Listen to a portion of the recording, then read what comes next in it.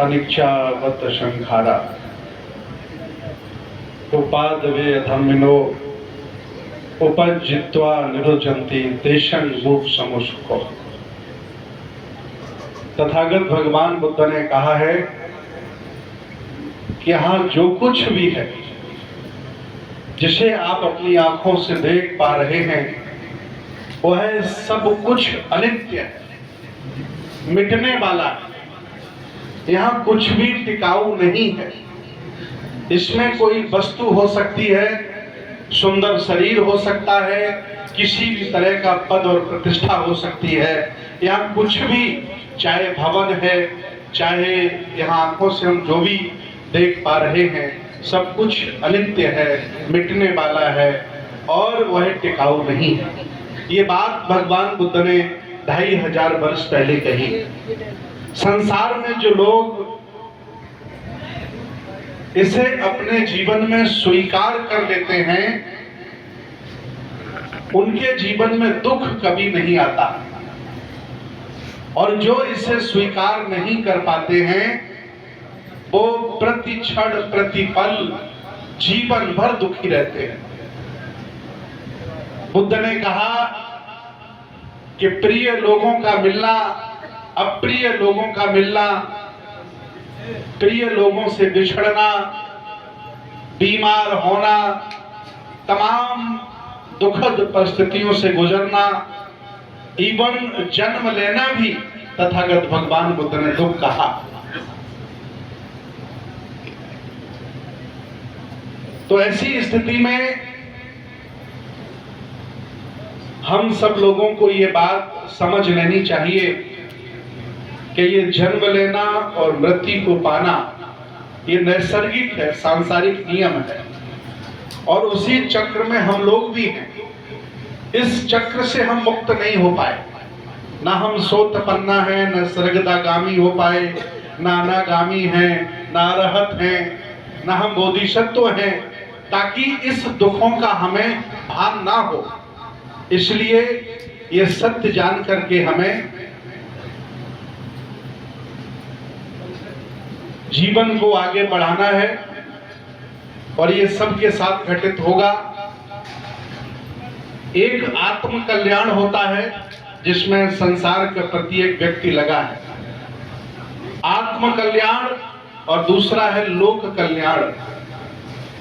जो व्यक्ति जीवन भर आत्म कल्याण में लगा रहता है, वह अपने परिवार के द्वारा इज्जत पाता है, अपनी पत्नी के द्वारा इज्जत पाता है, और ज्यादा एक आध दो दोस्त रिश्तेदार उसकी इज्जत करते हैं। लेकिन जो व्यक्ति इसी जीवन में अपने जीवन के कुछ क्षण लोक कल्याण में लगा देता है, ये संसार जीवन में उसे कभी भुला नहीं पाता। जैसे बुद्ध को कौन भुलाएगा, सम्राट अशोक को कौन भुलाएगा, कबीर को कौन भुलाएगा। ये वो लोग हैं जिन्होंने आत्म कल्याण के साथ लोक कल्याण करने का भी कार्य किया। आदरणीय बाबूजी रामधन साक्य जी में ये झलक में प्राय पाता था कि वो आत्म कल्याण भी कर रहे थे, लेकिन लोक कल्याण के लिए बहुत उत्सुक रहते थे, हमेशा तैयार रहते थे। कभी किसी के साथ कोई दुर्घटना हो जाए तो उसके घर वाले इतना चिंता नहीं करते थे जितना बाबूजी अपने घर में बैठ के चिंता करते थे। कभी कोई धन अभाव में पड़ न पाए और ये बात बाबूजी के पास आ जाए तो बाबूजी चिंतित रहते थे। पिछले 20 वर्षों से वो तथागत भगवान बुद्ध की शरण में पूर्णतः चले गए थे। उसका प्रभाव उनके बच्चों पर, उनके दोस्तों पर, रिश्तेदारों पर भी पूरा पड़ा। लेकिन एक बहुत बड़ी बात मैं बता रहा हूं। एक सन्यासी हैं जो भगवान बुद्ध के अनुयायी नहीं है, लेकिन उस सन्यासी ने भी बाबूजी से कहा मेरे सामने कि मैं मंदिर बनवा रहा हूं, मुझे कुछ सहयोग कर दें। तो बाबूजी ने कहा कि मंदिर अंदर कहां चक्कर पड़े, मैं तो बुद्धिस्ट बन गया हूं। तो वह व्यक्ति फिर भी उनसे बोला कि कुछ न कुछ मेरी मदद करिए। तो उन्होंने अपने वेतन से, उनको पेंशन नहीं मिलता था और लगभग वो रिटायर भी उस समय हो गए थे, कई बार उन बाबा जी को थोड़ा थोड़ा पैसा दिया और उनका मंदिर बनवाया। आज भी उनका मंदिर बीना में बना है। हो सकता बाबा जी आज आए हो ना आए हो, वो बौद्ध हो गए थे, फिर भी एक हिंदू सन्यासी के लिए वो मंदिर बनाने के लिए सहयोग कर रहे हैं। जब ये भाव व्यक्ति में जाग जाए तो वो आत्म कल्याण से बढ़कर के लोक कल्याण की तरफ चल पड़ता है। और जब व्यक्ति लोक कल्याण की तरफ चल पड़ता है, उसके जीवन का प्रयास, उसके जीवन का उद्यम, उसके जीवन की रेखाएं जब कलाएं जब चल पड़ती हैं, तब जाकर के वो व्यक्ति प्रेरणादायी बनता है, वो व्यक्ति महापुरुष बनता है। महापुरुष बनने की श्रृंखला यहाँ से शुरू होती है, जैसा मैंने उन्हें देखा पाया। हालांकि बहुत सारे संस्मरण मेरे जीवन में है। एक और है, मेरे पास 800 कार थी, 16 साल पुरानी बात है। मैं कार को सिलेंडर लगा करके चलाता था, गैस सिलेंडर एलपीजी वाला। बहुत पैसा नहीं थे, दान 100 रुपया 50 रुपया 2 लोग दान देते थे उस समय, पैसा बहुत ज्यादा नहीं था। हम भी नए नए बौद्ध भिक्षु थे। एक दिन गैस सिलेंडर मेरा खत्म हो गया। बाबूजी साइकिल पर अपनी गैस पर, अपना श्याम नगर में रहते थे, वहां से साइकिल पे अपना गैस चूल्हा से हटा करके मुझे गैस सिलेंडर देने आए कि बंते जी आप कार चला के जाइए, धर्म प्रचार करिए, हम दूसरा ले लेंगे, रोटियां बनवा लेंगे, कोई दिक्कत नहीं। तो उनके मन में आत्म कल्याण के साथ साथ लोक कल्याण का भाव था, इसलिए वो आज पूजनीय है, सम्मानित है, स्मरणीय है।